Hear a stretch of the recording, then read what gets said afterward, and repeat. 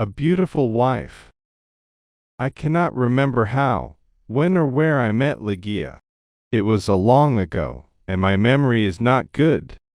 But I think I met her first in a large, old city near the Rhine in Germany. She told me that she came from an ancient family. But I never knew the family name of woman who was my friend, my partner in my studies, and finally my wife. Why did I never discover her family name? Perhaps because she did not want me to find out, but I cannot remember. I remember one thing very well. Ligeia was tall and slim. Later, at the end, she became very thin. How can I describe her quiet, aristocratic movements, or the strange softness of her footsteps?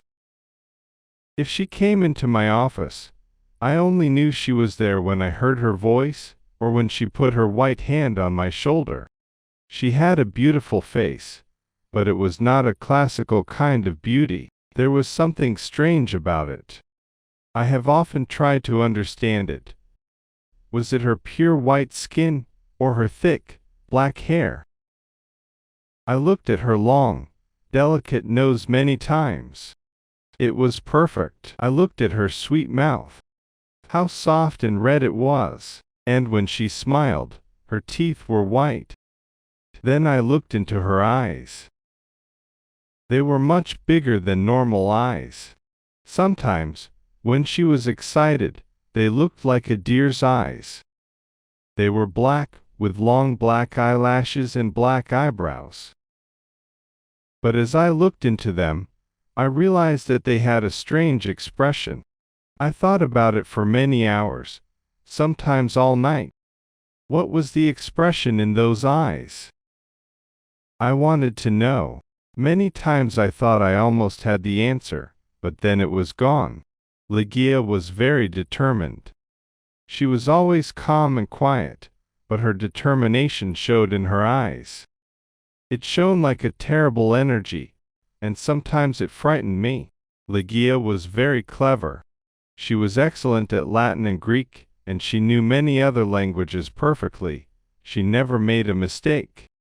She was also a student of science and mathematics. When we were first married, I often asked her for help with my studies, and we worked together. But after she died, I was alone. Without her, I was like a child in the dark.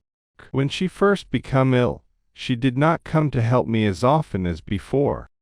She lost weight and her skin became pale and transparent. When I saw that she was dying, I felt desperate. Ligeia resisted death with all her energy to live. She was determined. I watched in agony as she fought for life. I knew she loved me, but I only understood how much she loved me now that she was dying. She held my hands and said that she was devoted to me. I cannot talk about it now, but let me say that her love for me was part of her determination to live.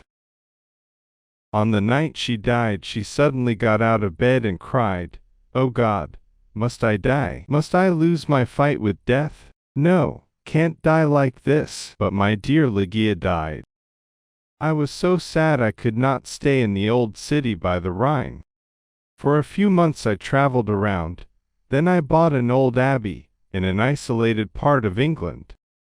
This dark, sad place expressed my feelings of loneliness. But I decorated it with beautifully colored curtains, carpets, and ornaments. I said to myself, perhaps the bright colors will make me feel happier. Unfortunately, they did not want to speak about that time of my life. I will only say that one day I married Lady Rowena Trevagnon of Tremaine. My new wife had blonde hair and blue eyes. She was very different from my first wife, but how could I ever forget Ligeia? I took Lady Rowena back to a room high up in the tower of the abbey, where we lived for the first month of our marriage. The room was very large, with an enormous window made of glass from Venice. The ceiling was high, like a church, and in the center there was a big gold chandelier. There were sofas from the East, and an Indian bed. On the walls were long tapestries, like carpets, with designs made of gold. The tapestries moved every time the wind blew. My wife was afraid of me because I was often sad and depressed. She did not love me much, and stay away from me, but I preferred this. I always thought about Ligeia, my beautiful Ligeia, did in the tomb. Sometimes in my dreams I called to her in the night. I imagined that perhaps my love for her could bring her back to me. At the beginning of the second month, Lady Rowena became ill. She did not sleep very well, and told me she could hear sounds and movements in the tower. "You have a fever," I said. "You're imagining things." She got better, but then she went back to bed with a second illness, worse than the first. The doctors could not understand it. Again Rowena began to hear little sounds and movements in the bedroom, and they frightened her. One night at the end of September she woke up suddenly. I was sitting on a sofa by her bed. She whispered to me that she could hear sounds and see movements, and there was a frightened expression on her thin face. But I saw and heard nothing. "It's the wind," I explained. "You can see the tapestries moving in the wind." But her face was white with fear, and she nearly fainted. I remembered that there was some wine on the table on the other side of the room. As I walked under the light of the chandelier, a strange thing happened. I felt something invisible past me, and on the carpet I saw a shadow of a shadow.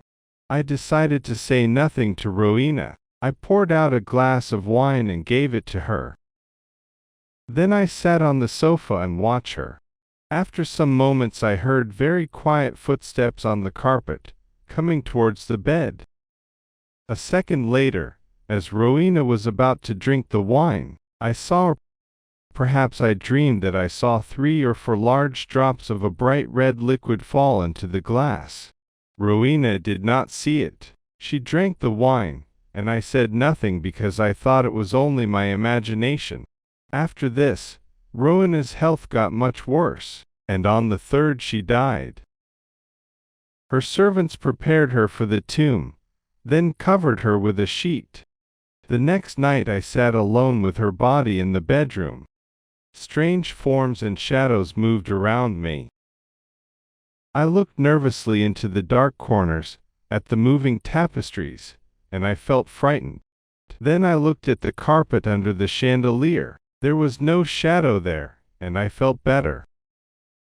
When I looked at Rowena on the bed, sad memories of Ligeia, the only woman I ever loved, came back to me.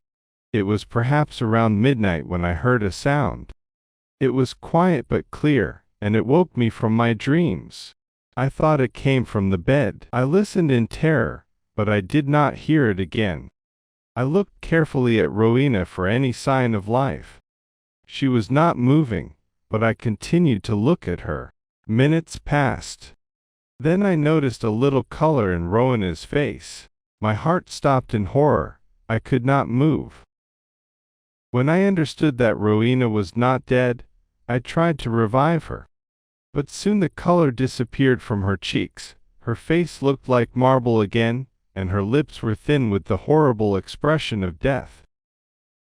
When her body was cold and rigid, I fell onto the sofa and dreamed about Ligeia.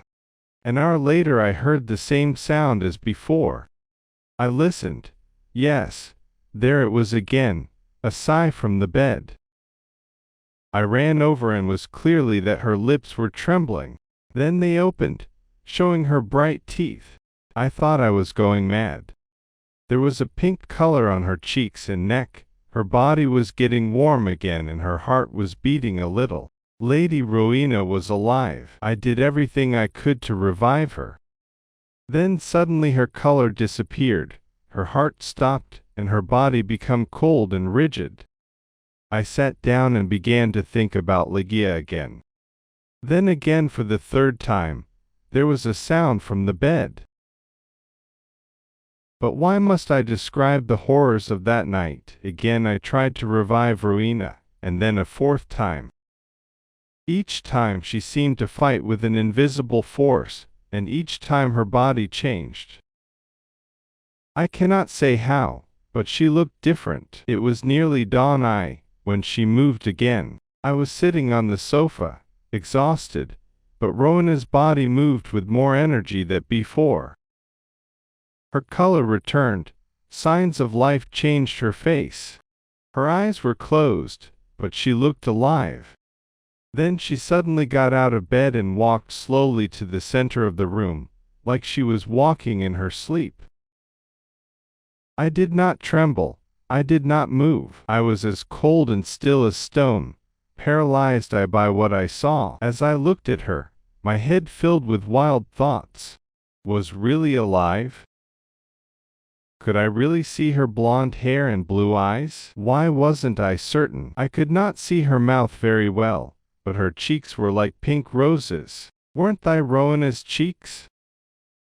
But wasn't she taller than before? I was filled with a kind of madness. I ran to her, but she moved away. Then I saw her long hair moving in the wind. It was black of midnight.